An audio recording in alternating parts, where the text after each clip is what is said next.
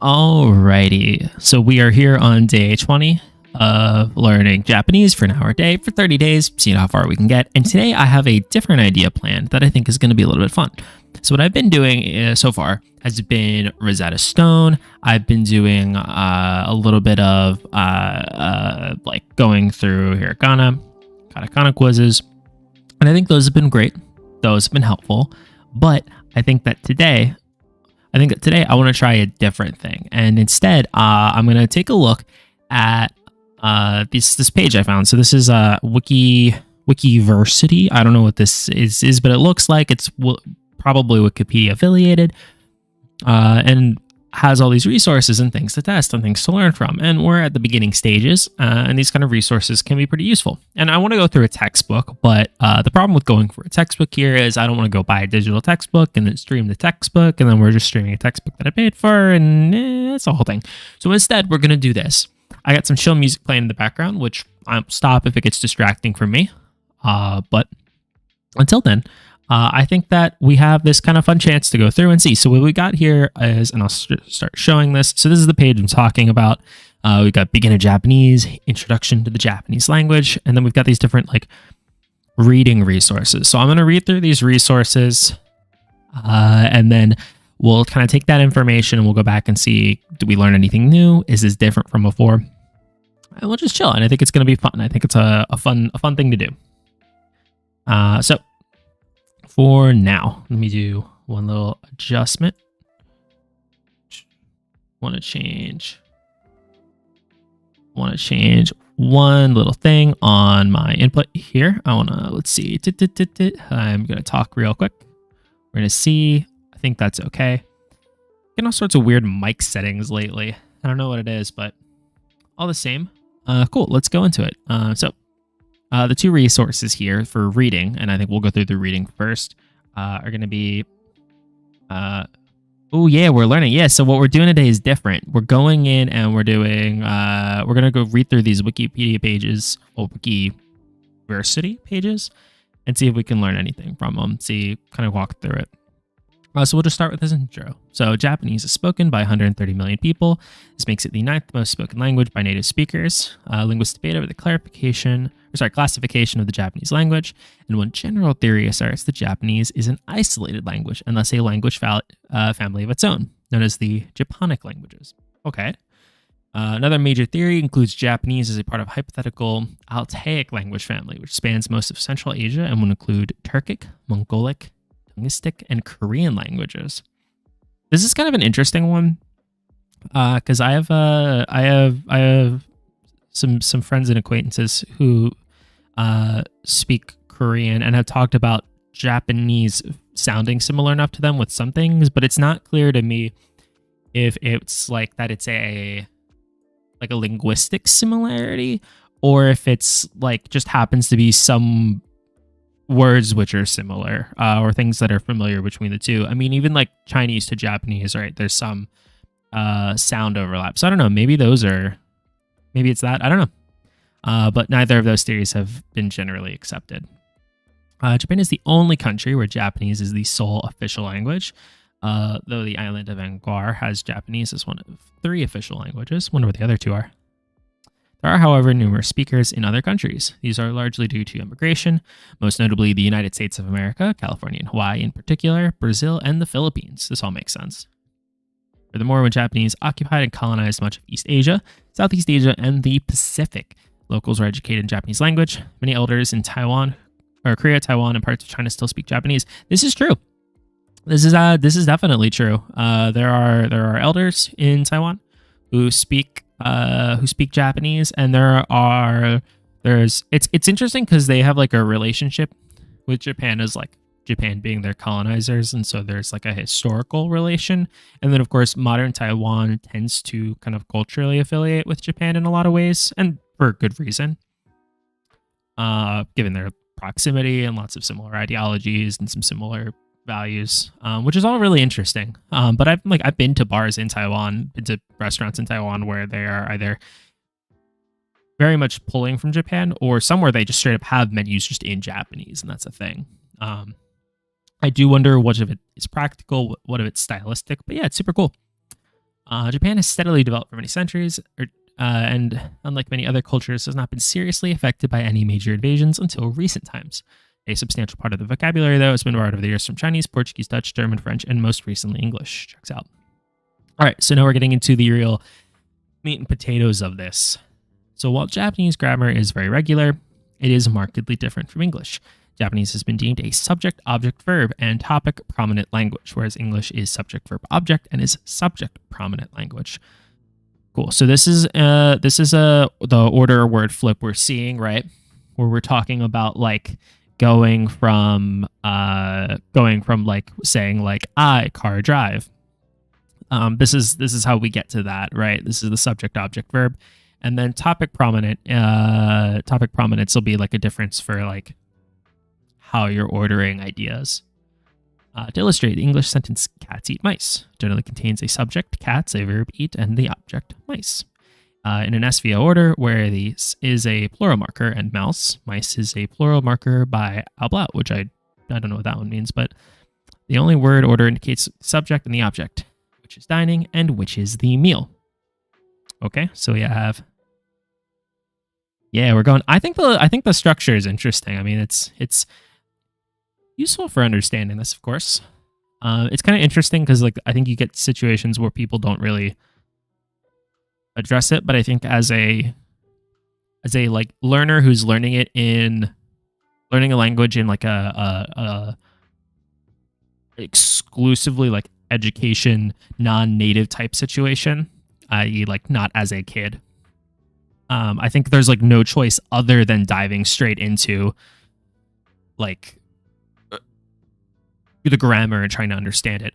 I also, to be fair, I don't know, maybe there are some people who learn more I want to say maybe experientially is the right way to phrase it. But so far, the more I can like understand the way people describe things, like describe the organization of the language, the better chance I've had. I mean, we saw that even with the katakana and hiragana, like understanding the way sounds are being modified. But so our general sentence here for that first one here would be "Neko wa nezumi o ku."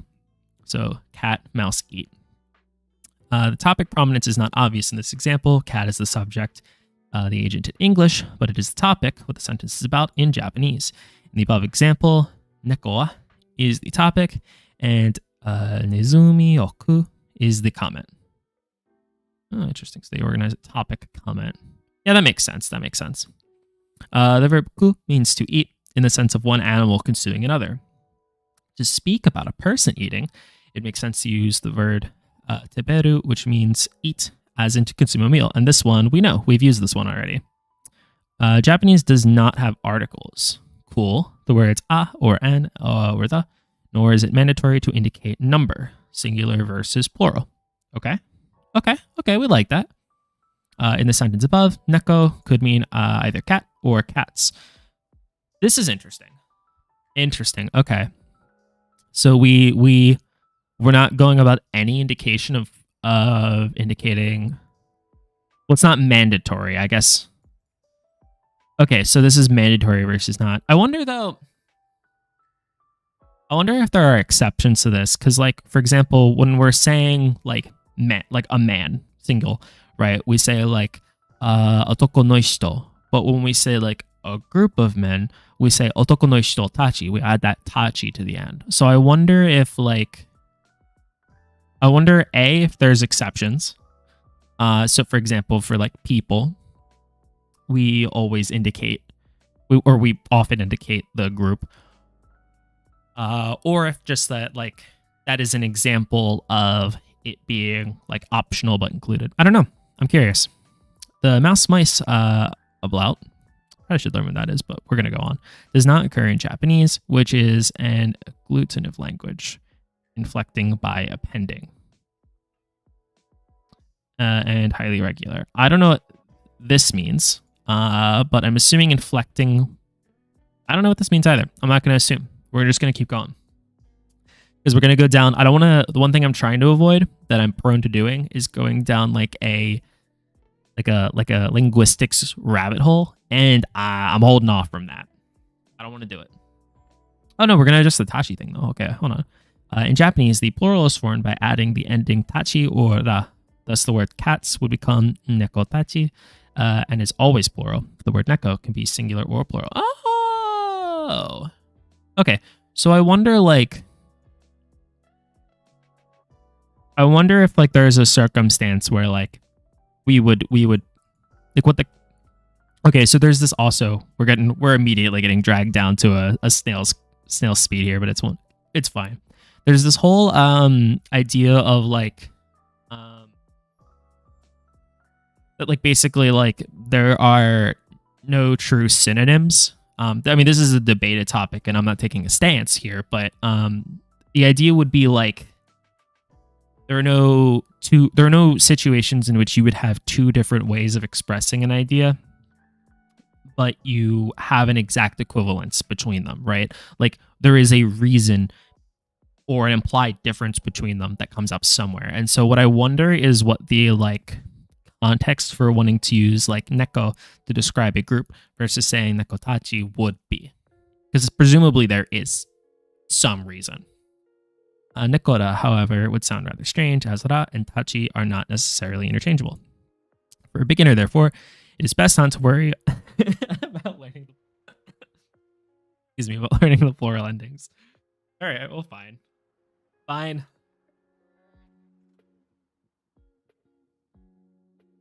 We'll take it.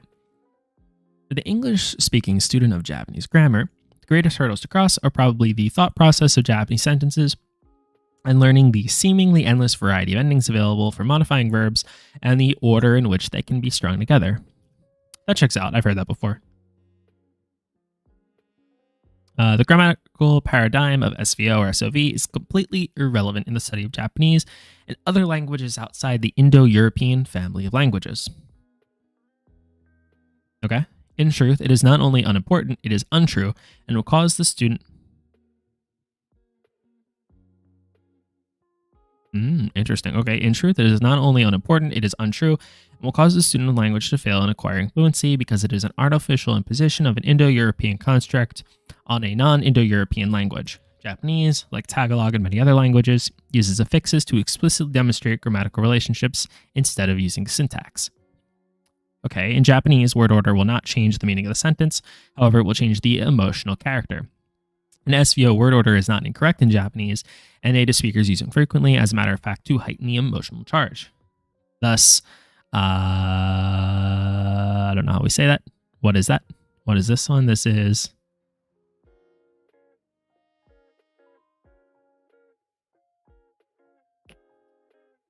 I'm looking it up. I want to know. My reading is not good, but we are going to nevertheless persist. The way we read this is "Are wa nani da?" What, which still means what is that? Interesting. Okay. It's a simple question. What is that? But this would be "Nani are da?" Or "Ariwa?" Nani. Let me read this. Nani da arewa, I think is how that one gets read. Nani da arewa, yeah. Should receive an exclamation point at the end because the word order indicates the speaker is clearly upset or at least annoyed by whatever that is. I read it as Naruto. I think that might be a misreading.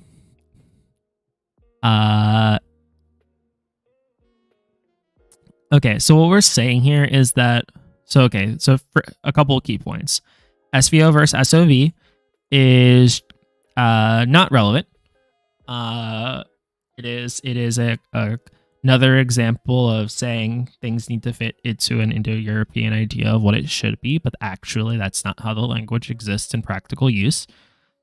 Okay, that's cool. That's actually great to know because I have to date been inadvertently supporting this description of the paradigm, but actually that is not the case. It sounds like maybe SOV is common usage, but that there is just a difference here because we're talking about topic order. So it sounds like we also can see examples where we're flipping it. So the da here is what is indicating the question part of this, and we have wa, which is indicating like the topic here. Okay, so what they're saying here is that if we're gonna set things up as like topic comment, then I guess what we're saying here is that in this situation, the topic is saying like that is what, and this is built around saying instead like focusing on like that as the issue. Okay. All right, I kind of follow. I think in real we'll see it'll be a little more complicated in real use, but Japanese sentences are thus are not SOV. They are TV, topic, verb. Yeah. Topics are really the secret to success in acquiring fluency in Japanese, thus the greatest attention should be given to learning the verb forms.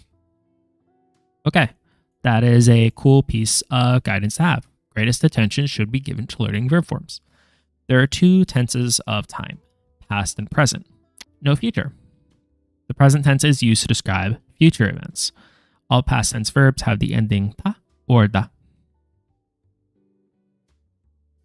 Okay, cool. This is good to know. Let's just mark that down now. That's gonna come up. That's big for us. Let me go down to the bottom here.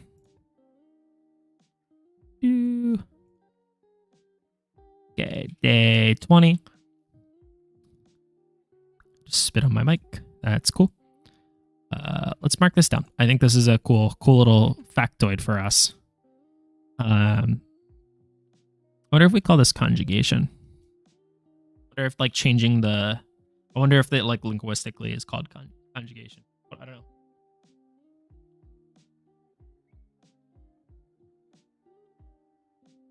All right. Interesting. Okay. The present tense here. The present tense always ends in the vowels u, or in the positive, or and nai in the negative. Really? Okay, we'll see. There's only one exception. The word da, which is the present tense of be, am, are, is. As in probably all languages, this verb is highly regular in Japanese. That's fair. And its usage must simply be memorized. Yeah, that's fair. That's common. For the English speaker, the two-time tenses should be quite easy to remember because in English, the past tense is usually indicated by a final T or D. Okay, and the present tense of the basic positive present tense verb do ends in the oo sound. Okay. Do, oo. All right, that might be a cool mnemonic. The nice ending sounds similar to nay in English. Oh, yeah, I guess that's not nai, that's nay. Nay. Okay, that is nay. Nay. In conversational Japanese, a complete sentence will end in a present tense or a past tense verb. As indicated earlier, there are many possible endings, but they are not used in the final position to complete a sentence, nor are they used at the end of the active verb. Okay, big info dump here. I think we're going to just see what else we get. But what we're learning is that we've got what we're talking about, our topic. We've got a verb we're going to include with it. And our verb has to be, either present tense or past tense. And we've got a couple different ways of saying that, which will end the verb in ta for past tense or da for past tense. Though I don't know when we use ta or da. Present tense ends in u or nai, nei. With the exception of da. Okay. All right. Okay, that's fine. We're making cool progress here. That's fine. I do want to know how, like, some of the present tense verbs we've seen so far play into this, but I think they're gonna wean us onto that for now. But this is interesting because this is a different angle to have approached this from when we were doing like the Rosetta Stone stuff, for example. That was different. Beyond the verb, there are words that indicate the function of words and phrases as they relate to a verb. Okay. Oh, yeah. So, okay, I see where we're going with this. The most important of these are wa, ga, ni, no, o, and da. Wa marks what is being discussed. Ga follows the word that is the agent of the verb. Yeah, so this is like what is being acted upon by the verb. This means who is doing something is the active tense and who is receiving the action of a passive verb. Okay. In both cases, they mark the who. Ni indicates the direction toward and is usually translated as in, to, or at. We've seen this when we're saying like, for example, like if I was going to say, I'm in a car, I think we say like, watashi wa kuruma nimasu. I think that's how we say that. Let me. Watashi wa kuruma nimasu. That's not correct, but we are getting there slowly. We say, I am in a car. I am in a car. Watashi wa kuruma no. Oh no, I forgot inside. Yes. So it's nonaka nimasu. So the nonaka would be the cars inside, but then we have the nimasu. For shame, I forgot a thing that we did learn. Anyway, that's fine though. So ni indicates toward the direction, is usually translated as in, at. No indicates possession or source and is usually translated as or of.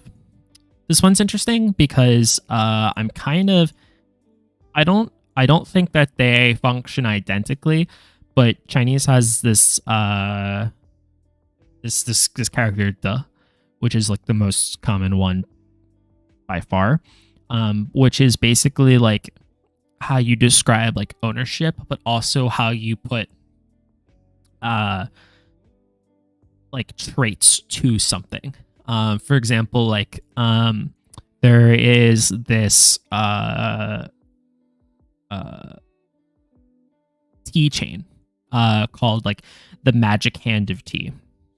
And so like the parts of that are like magic hand and and then tea. But the chain itself uses a Japanese name, and they use the same characters for magic hand and for tea. But for they use no. And so it has kind of a similar situation there. I wonder what the like if we made like a Venn diagram of use cases, I wonder what we would see. Someone's probably made that actually, but again, they shouldn't be related insofar as like these are, like we said earlier, different language groups, but my limited experience so far, they're kind of similar. That's cool. Finally, this is do, right? De. Finally, de at the end of a place word indicates where a verb happened. Oh. It is usually translated as at, on, or in. At is the end of a word that represents an object and marks the instrument of the verb. And what was used to perform the verb, it is translated with. At is the end of a word that represents an object and marks the instrument of the verb. What was used to perform it. Okay, so we would say like, if we're talking about something we did, like if we were going to say, like maybe I played a song, we might say like I guitar de song played. I don't know. I'm curious. For example, so neko, cats. I don't know what Pichan out of the house. What is this? What is this guy? What are you? I don't know what you mean. Pichan. Okay, that's translated just to Pichan. Pichan. Okay, so Pichan is a name of a cat. Okay. So neko wa Pichan ga ie ni, I don't know how to say this one, but came and okay, hold on. So we've got all of them. Let's try to break down what's going on here.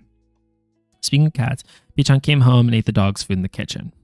Okay, so subject was indicated with cats, wa, and then Pichan is the cat that is the agent of the verb. So Pichan is doing the verb here. And then we have the house, so where it happened. The ieni. And then came and.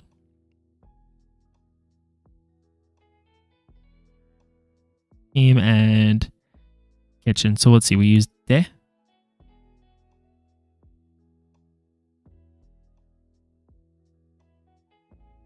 Okay, so te here indicates incompletion. Okay.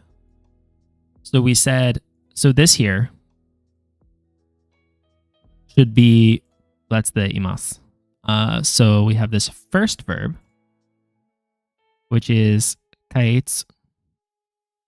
Kaitsu. Kaitsu. But we probably don't say the tsu. It probably just carries it out as the sound. So kai, because that's how we've seen. Maybe it's kaitsu. I don't know. A kaitsu. Kaitsumasu te. Kaitsumasu te. That's probably kaitsumasu te. Okay. So anyway, this part is came. This is imasu te. So imasu te is saying that this is the thing that is or had occurred. Oh no, but our te wasn't te how we said. Oh no, ta was how we said in the past. Okay, so arrived. And then kitchen goes back to de.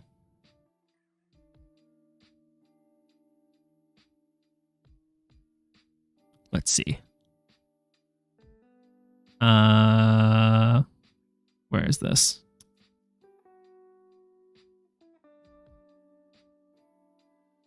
I always say kitchen. Is that really all the characters we need for that? Daidokoro. Daidokoro de inu no. Okay.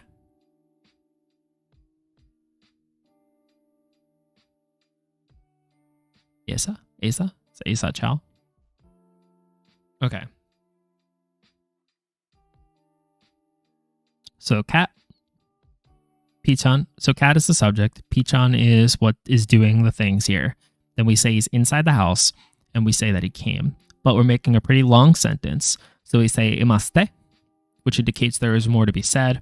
And we say then the kitchen is, the only one I'm still following here that doesn't make sense to me yet is this kitchen business.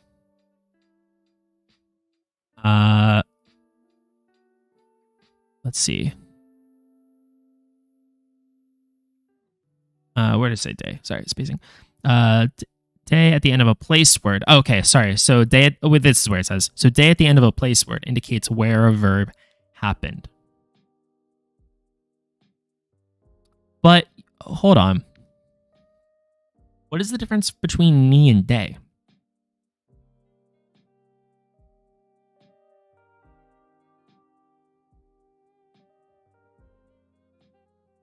Because we have ni, which indicates. Oh no, but you know what? Hold on. Okay, I see why this is different. Because we're saying so for like to come here, right? Is like this is a verb which is going toward a direction. So we're saying that like towards the house is describing gets ni instead of de because you don't go to the house at the house. You go in the direction of the house when you are going in a direction of a place. Then we use kitchen de because it happened in the kitchen.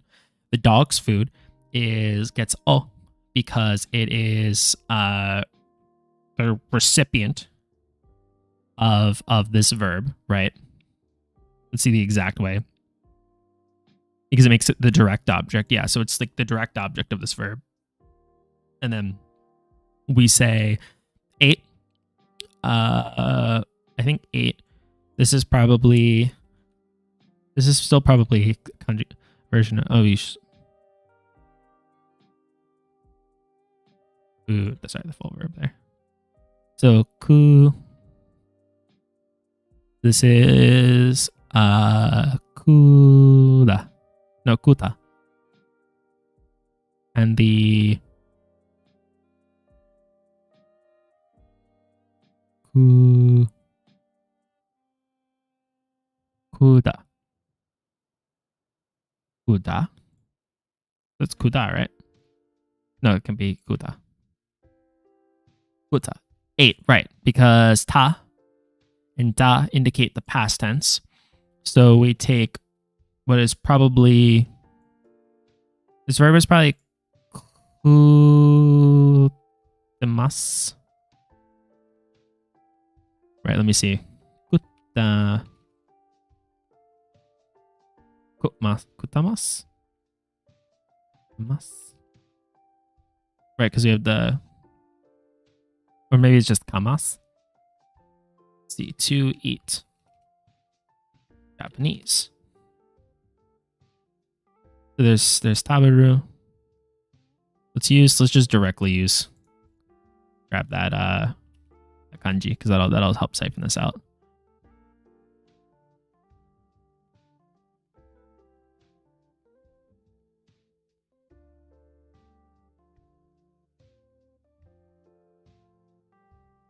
To eat.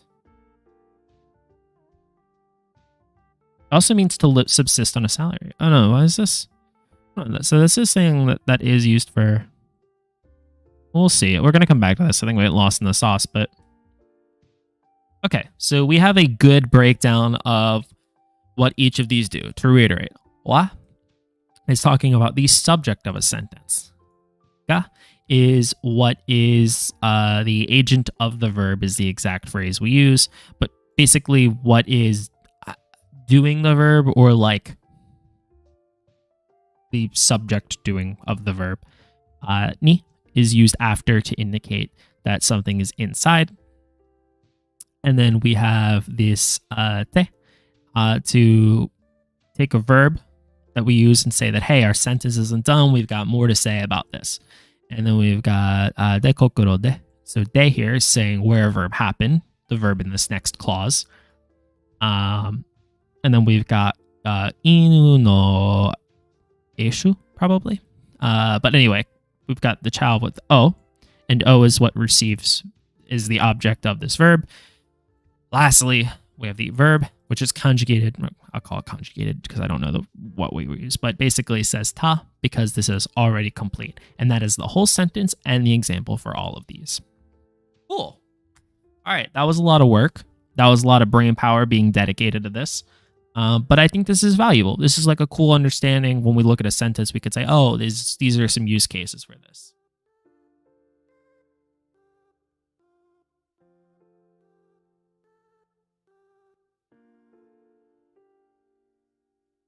That was a lot. That was a big one. That was just a little bit exhausting, but it's okay. And now we have to get to only 2 minor topics left: the level of politeness and the Japanese writing system, neither of which are notoriously complicated.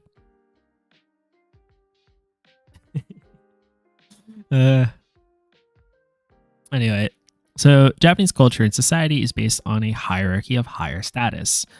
So mewe. Interesting. Okay. And lower status, meishita. Okay, so our reading for... Oh yeah, actually these are the same. Hold on. So our reading for this is me in both cases. I'm being extremely extremely facetious. They are not as complicated as English either. So here's a little fun one. So this first character, May, right? Is I. So this first character is I. And we can see that it's I. I just know offhand that this is related to I. This is related to sight. We see in lots of more complicated characters, if they're pertaining to visibility, we'll see I included on here. It's originally a pictograph of an I believe, is the origin for it. In both cases, we're reading the I kanji as me, and then we have 2 others here. So this means above, in which we're using ue, as the reading. What's interesting about ue as the reading for this being the same is that this doesn't change from when we are literally saying above or below. When we were saying like on top of, we said no ue ni. And when we were saying is below, I think we still use no. I think it was no shitane. I think it was no shitane, but I might be. I think it was still no. But regardless, we were definitely still saying shita. So it's interesting that those are read the same. Same me, same ue, and same shita. As such, there are 3 varying levels of politeness. Okay. Oh, so that probably it's going to be what above you, peer, and beneath you, probably. Because Japanese is primarily a vertical society, all relationships contain an element of relative station. For example, a student is a lower station than a teacher, and therefore a student would use polite language when speaking to a teacher. But the teacher would use plain language when speaking to a student. Okay. A salesperson talking to a customer would place him or herself far below the customer, and therefore use honorific language, whereas the customer would use either plain or polite language. Okay, so they're saying it's plain, polite, or honorific. Okay. Honorific. Oh, but it's not a separate category. Honorific language is not necessarily, or is not a separate category from plain and polite language, but a separate concept that uses different rules. We're going in here. When using honorific language, a Japanese speaker modifies nouns, verbs, and adjectives to either lower himself or herself and their associates, or exalt someone else and the individual's associates. Whereas the use of plain or polite language is determined by the relative station of the person to whom you are speaking. The use of honorific language is determined by the relative station of the person about whom you are speaking. Okay, so what this is saying is if you're going to use plain or polite, that's a function of if the person you're addressing, like you're talking to someone and you change your words to indicate that difference of status. But conversely, if you are using, if you're talking about a subject, we're going to change how we talk about it to change that. Okay, that's cool. All right, that's good to know. So that's like if I was talking to, if I was like trying to put, I guess we're saying is if I was trying to put, let's say I'm in class, and I'm trying to, and I'm assuming this is how this works. I'm in class and I'm talking to a peer, direct peer, about I guess like someone I think highly of, like a student, someone like an upperclassman I think highly of. It doesn't necessarily need to be that person. I would use plain language because I'm talking to my peer, but I would talk about the upperclassmen using honorific language because I'm putting them up. But if I were talking to like a teacher about that, I would still use honorific language when talking about the person I think highly of, but I would need to use polite language because I'm talking up to my teacher. I'm assuming that's what that means. Okay. Exalted language. Thanks. It's only applied to other people, never to oneself. Okay, I'm fine with that. Do we have like self-deprecating language? Is there like a way you can describe yourself in the lowest terms? Because that's what I gotta jump straight on. We're hitting the bottom. We're going straight for it. Humble language, however, is only applied to oneself and people associated with oneself. Excellent. This is exactly what I needed. It would be inappropriate, for example, to use humble language to describe a beggar, even though they would be extremely low on the social ladder. I'm totally fine with that. That's cash money. I'm about that. Okay. Oh, and the worst part is these all have like deep dive articles they link to. All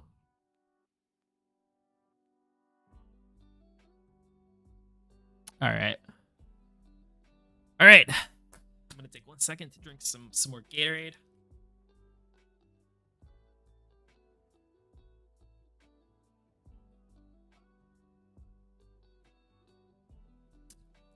The Japanese writing system. I feel like I have a good indication or a good understanding of. Well, we'll see. I'm not going to dive too far. Japanese is mostly written using three scripts: kanji, hiragana, and katakana. Kanji are Chinese characters that were first introduced to Japan in the 4th century. Oh, I thought it was more recent than that they started adopting them widespread. Huh. Maybe I put a 1 on there when I didn't need it. Unlike Chinese, Japanese is a highly inflected language, with words changing their ending depending on the case, number, etc. For this reason, the hiragana and katakana syllabaries were created. The hiragana serve largely to show the inflection of words as conjunctions and such. The katakana are mainly used for loan words from other languages. Ooh, this I did know. And even if I didn't know that, we could see that because when we look at words like computer or all of the words we've used to describe location, like countries, those have all used katakana. When we've used names from other languages, those have also used katakana. Cool. The Japanese writing system is derived from the Chinese ideographic character set. Japanese calls them kanji, Mandarin uses hanzi. They're usually very similar to traditional Chinese characters. The kanji are Chinese in origin. Their use is dictated by Japanese grammar. They're also read differently. Each character may be read in a different way depending on the context it is in. This is mostly unique for Japanese and not in a factor in Chinese. There are some cases where you read a single character differently, but you generally, other than like a few popular ones, a single character generally only has one reading, as far as I know. The number of existing Chinese characters has been variously estimated at between 40,000 and 80,000. Big yikes energy. That's a lot. However, only a small subset is commonly used in modern Japanese. That's fair. An educated Japanese person will generally be able to read between 2,000 and 4,000 characters. In order to be literate in Japanese language, a student should strive to master the 2,136 general use characters established by the Ministry of Education.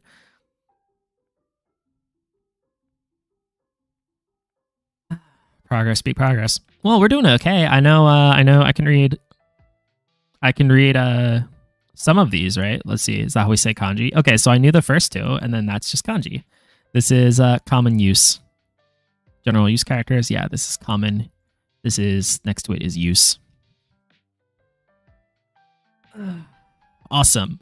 So I am at least 4 of the way into that 2,136. These syllabaries, known as kana, were developed around 900 AD by simplifying kanji to the form hiragana. And the more angular katakana. Hiragana can be recognized by the characteristic curved shapes, true, while katakana are identified by their sharp edges and straight lines.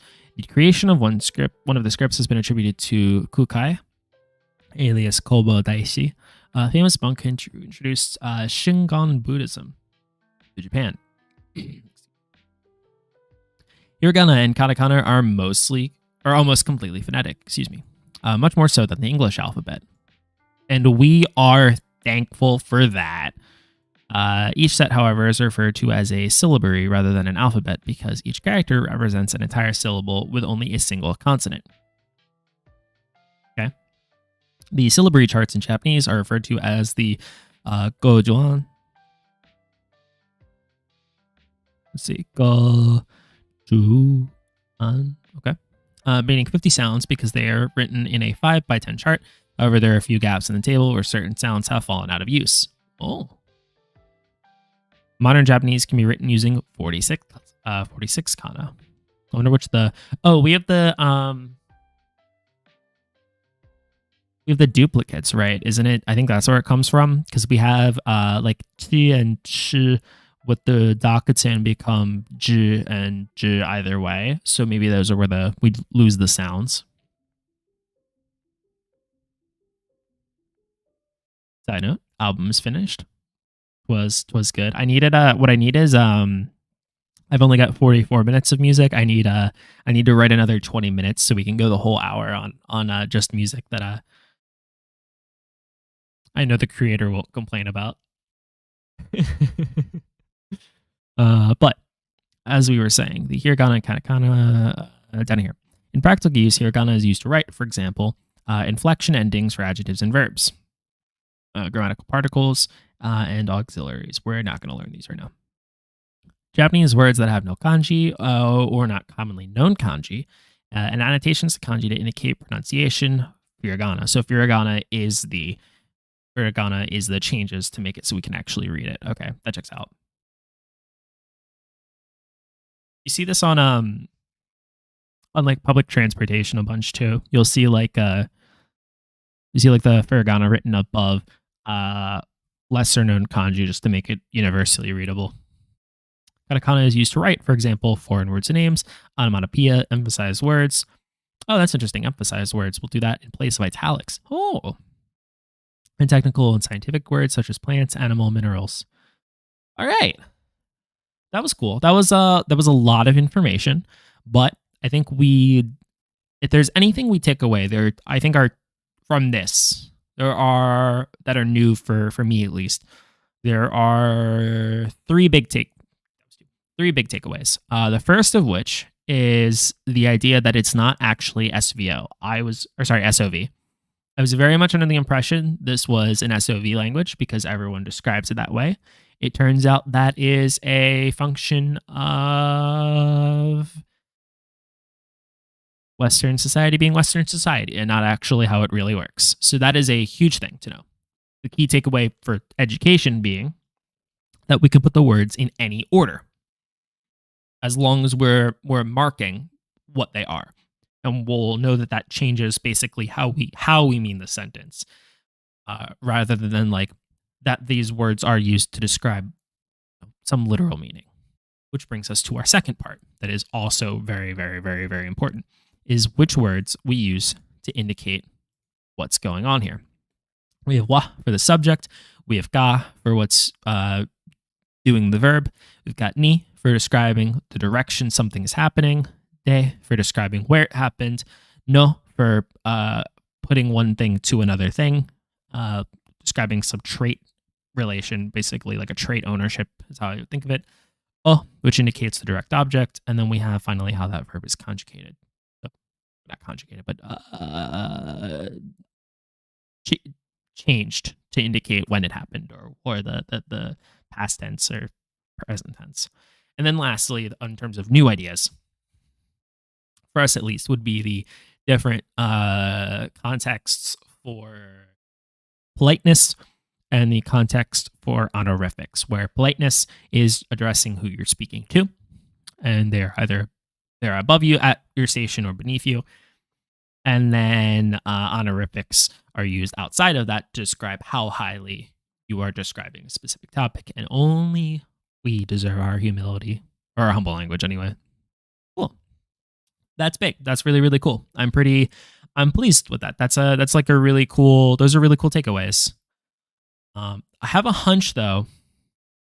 That this next page, so this next page is just greetings. And I think that if we go from this next page back to the first page, so these are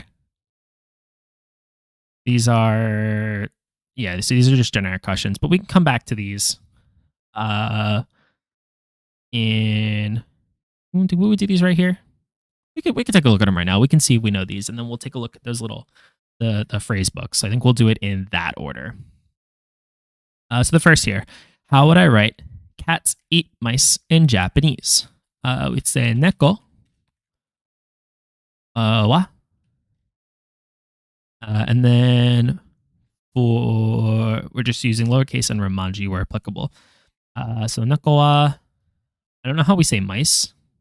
It's probably in the phrase book, but we would say whatever mouse is, I'll put mouse placeholder. I think it's written just as well, we probably read it as well. Neko wa wo, and then probably tabemas. That's probably how we go about that. We'll see. We might need to change the how we conjugated this, and I don't know the word for mouse, but we'll come back to that. English is SVO. What kind of language is Japanese? Ooh, here's the thing though. We just went through all that effort. They went on this whole tirade. They were like, oh hey, it's been deemed SOV. Okay, it's deemed SOV then, fine. What is the name of people of higher status and lower status? We'll write SOV. just to please them, but not correct.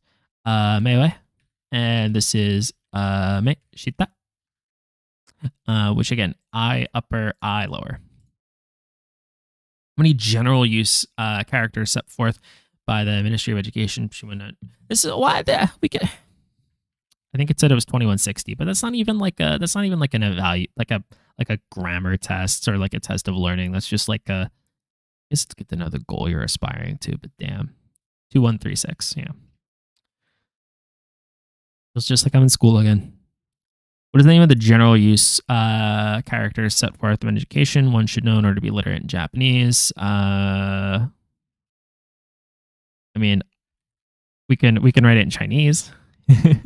Tong, Young, and then I wonder if we can do. I don't know how we write kanji. Can we write kanji in this? I don't know how we could write Hansa. Oh no, Hansa goes the same way. Ha ha. Nice. Okay, that's funny. Okay, so I'm laughing because I wrote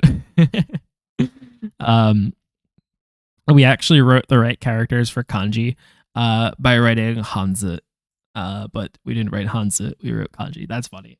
Okay.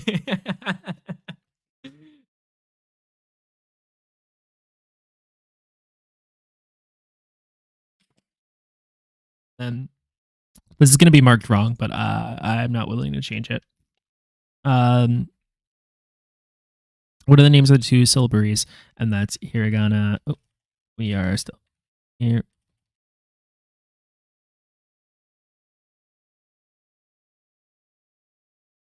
Caps now. Hiragana, katakana. We're going to get 4 of them correct, I believe. Incorrect. Oh, it's because I didn't caps. All right, whatever. Anyway, I had that. Oh, I needed a space. Okay. This was correct. I'm not accepting this. This needed a space. This one was correct. Okay, and then yeah, these were all fine. I'm not accepting that. How do we say this though? Neko wa nezumi. Neko wa nezumi o ku. Oh, they took both O and wo. Interesting. Neko wa nezumi. Okay, so the way we say mouse is nezumi. Nezumi o ku, and then we're just using ku. Interesting. Cool. All right, let's take a look at the phrase book. Let's see if there are any cool phrases we can learn. Because those are always nice. All right. So some generic ones. Aisatsu, greeting. Renshu is practice. Namai, kimi no namai, name. Genki, health, in good health. Interesting. Not 1,000. 1,000. What does this mean on its own? 1,000 airs, like breath, weather. I'm used to seeing this in the context of weather. Sukoshi, a little. Suko. Okay, so suko is how we say few, because this is few. This is Nihongo, Japanese. Hajimashite. Nice to meet you for the first time. Okay. Hajimemashite. Hajimemashite. Nice to meet you. Please take care of me. Best regards. Yoroshiku onegai shimasu. Interesting. I don't know how to. Okay, I don't know the context in that, but I've heard this before. Yoroshiku onegai shimasu. Okay. Hello, konnichiwa. Hello for phone calls. Moshi moshi. Oh, yeah. Okay, we knew that one. I like that there's multiple versions of like hello just for phone calls for different language groups. Like in Chinese, you just go, Wei ni hao. So we have moshi moshi. Well, we don't want to say moshi moshi. We say moshi moshi, right? Ohayo. Ohayou gozaimasu. Okay, so the gozaimasu is for the politeness there. Okay. Konbanwa. Konbanwa. That's good evening. So we're using right now, late. Interesting. Oyasumi nasai. I'm not going to remember any of these, unfortunately, but it's good to start. Every pass at getting more familiar with a subject is always a good opportunity to learn a little bit more. And then, well, actually, I'll take a look at that later. I'll take a look at that later. We'll keep going for now. Good night.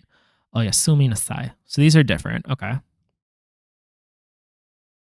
Interesting that these are all different, but I guess these are all set phrases. So like just something you say in specific contexts, regardless of if it's exactly how it translates. Yokoso. Welcome. Nice to see you. Welcome. Irashaimasu. Irashaimasu. Irashaimasu. This one's hard to say. I feel like once my reading is better, I'll be able to read this a little better. Hajimemashite. Okay, I've heard this before. Now we know. So, how do you do? Nice to meet you. Is hajimemashite. It's nice to meet you. Yoroshiku onegaishimasu. Yoroshiku onegaishimasu. Oh, I've seen this too. Oh, it's this, right? It's nice to meet you. Hold on, they're saying hajimemashite. Yoroshiku onegaishimasu. This feels like something is amiss here. I do not know. Ogenki desu ka? How are you? This is like health. Health is like, have you been healthy? Probably. Because genki is in good health. So it's like, do you have good health? But it's a set phrase, probably. So it doesn't really get used like that. Hi, genki desu. Good health have. Yeah, that checks out. Great. Onegaishimasu. Please literally do this humble request. So please, onegaishimasu. Thanks. Domo. Okay, thanks. Arigato.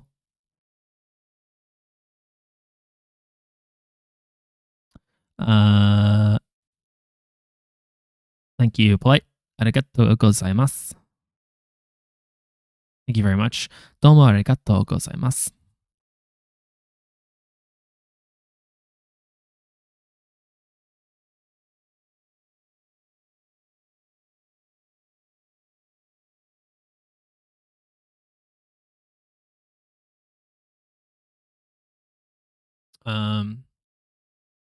Let's see, what other ones do we have?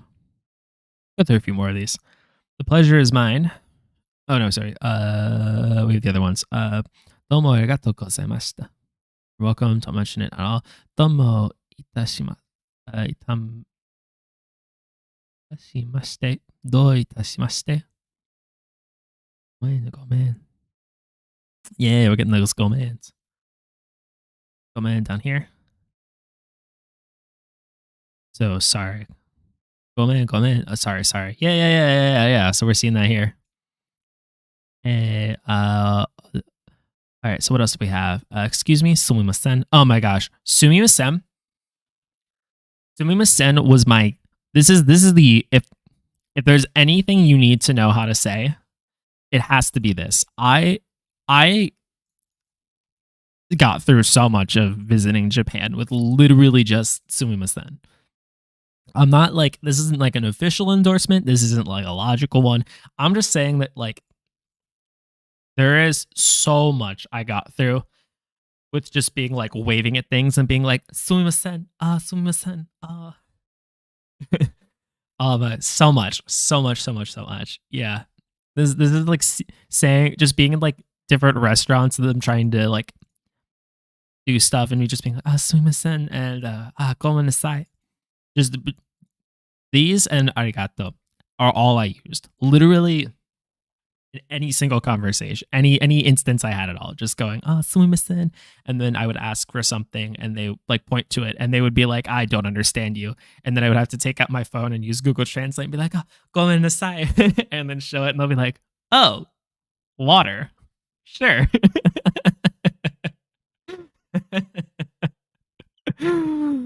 That was it works though. It works though. I feel like I think that's probably like the best travel advice.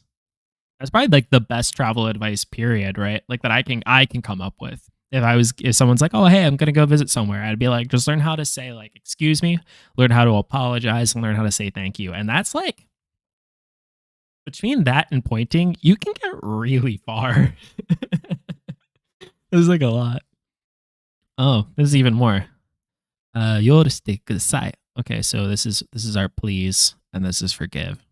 Yoriste kudasai. Because we've seen kudasai for please before. Gomen. I'm sorry to bother you. Oja. This one's hard for me to say. Ojamashimasu. I have a hard time saying this one. My bad. Literally bad.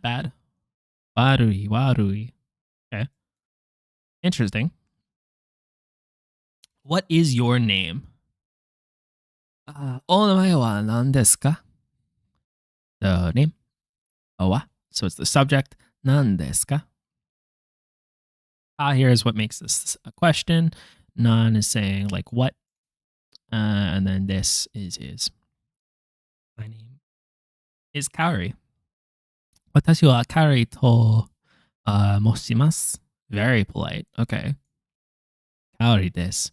So this is like Kaori is. And then my name is okay. Oh, so we also probably do. I'm gonna make a little early prediction. I'm gonna guess. I suspect strongly that your level of politeness is not only going to be tied to adding in the additional polite words or like the polite appending polite things to words. I highly suspect that there is also a requirement to use more words. I mean, we do this to some extent in English, right? Or we're like, you're saying like, hey, give me water. We'll use like, give me water. Like, hey, give me water versus like, could you please bring me a cup of water? Versus even if you made that shorter, you'd have like, please give me water. Could you please give me 1 cup of water? Thank you. Is like, more polite.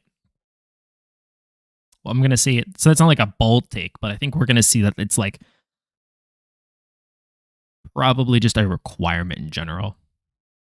Some other phrases. Ta toki no esatsu. Meeting and greeting. Okay, I don't know. Oh, these are saying, this is literally what this is. This is saying like a thing to learn. Hai, yeah. Rizu no renshu. Yeah, I'm definitely not going to remember those. The other ones I have a better chance of remembering. I think I've just heard these enough times to like, a lot of them at least have like a better indication, but I we'll see. What else? Let's get to, we're not going to go through the examples. So let's get to the bottom of these. We'll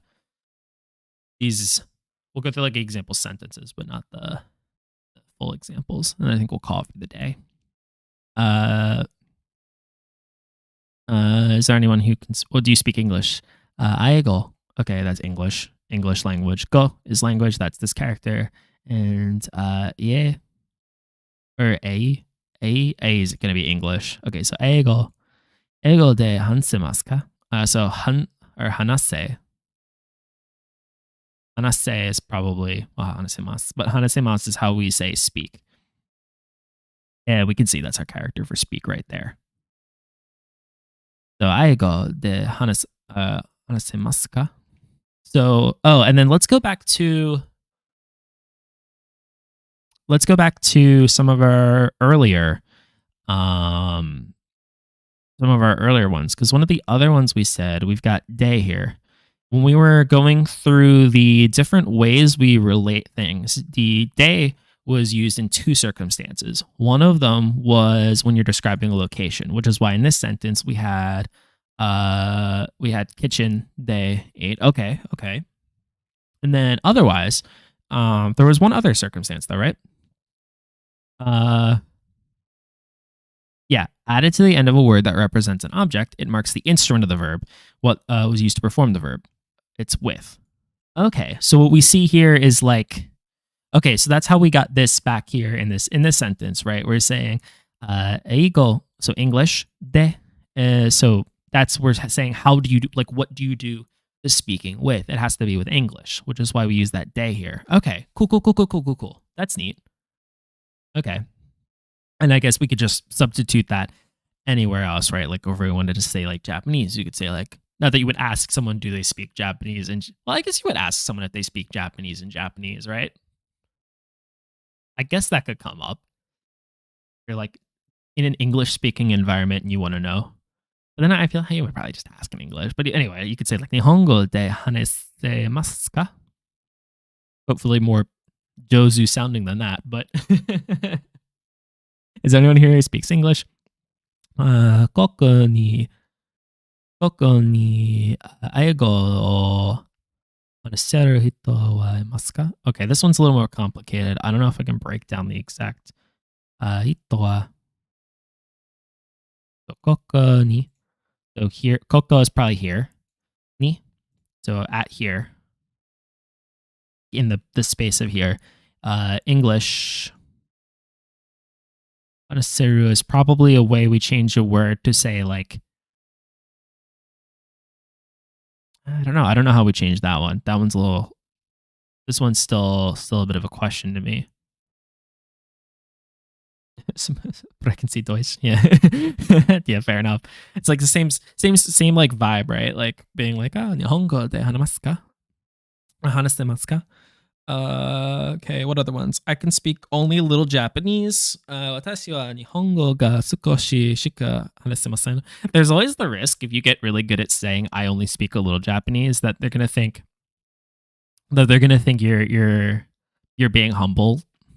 I've seen this happen. I've seen where like someone says like they only speak a little bit, but they say I only speak a little bit very fluently, and people are like, do you only speak a little bit? And the answer is yes. But if you live somewhere, you get used to saying that. This is cool. This is just an exercise in negation. Wakarimasen, wakarimasu. Don't understand, I understand. What did you say? Nan to imashite ka? Imashite ka? What did you say? Two different speak. Okay, so this is our speak versus this is to say. That's not surprising. The sonotone is generally say. Please speak more slowly. Mo sukushi yukkuri hanashite kudasai. Interesting though. I wonder what the use case is different there. And then I understand very well. Yoku wakarimasu. So we use yoku to say like good, and then wakarimasu. Do I not pronounce the U? Oh, you mean on wakarimasu, right?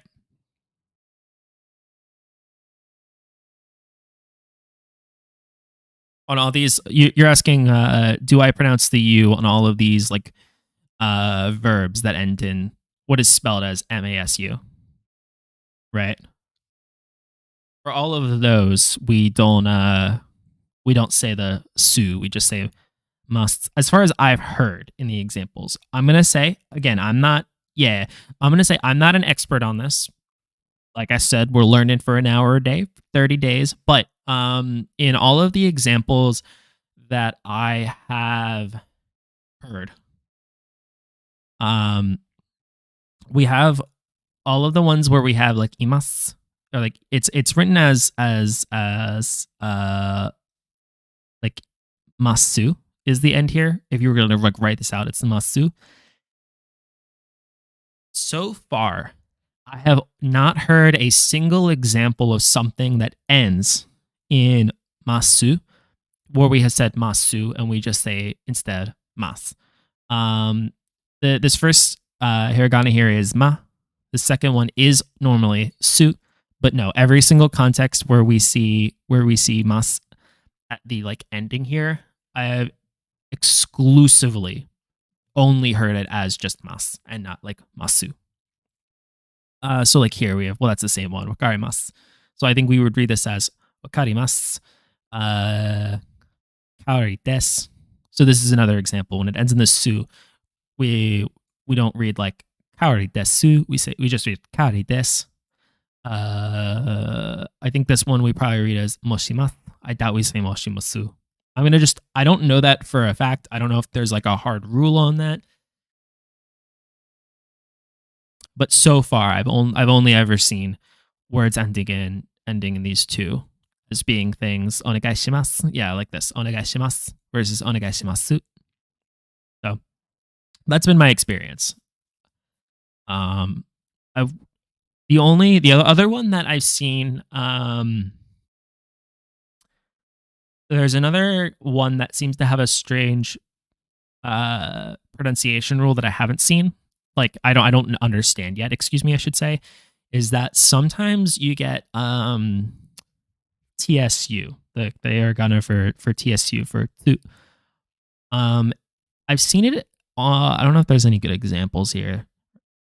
Not that I can spot easily, but there's a bunch of spots where we have like two in the middle of a word, and at least in the examples we had on like Rosetta Stone, for example, they didn't pronounce it. Oh yeah, this is an example, right? Because this on its own should be tsu. Yeah, here, let me pull this over. So this on its own is tsu, but in right, if we like read through this, right, this doesn't read as ira tsushimase. Ira shimase. So there's this like weird. Oops. So there's this like I want to say weird. Sorry. There's this change where we just don't say it, and I don't know what the context for that is, but that's what I've seen also. But all the same, I think we are just a little bit past our time. I think this was I had a lot of fun with this one. This was maybe it's just because I'm a sucker for breaking the systems down and starting to understand like what we're doing. But I had a fun time with this one. I thought this was a fun day. There's more on these. There's like more lessons, so I'm kind of curious to do more. I don't think those will help us with like, for example, if our goal was to pass N5, I don't think that I'm gonna go full cam for this. If our goal is to pass N5, I don't think that doing all of these exclusively is going to help us pass N5. But I do think that in supplement, or as the other way around, where this is like a good core piece of information, and then we can supplement this. Oh.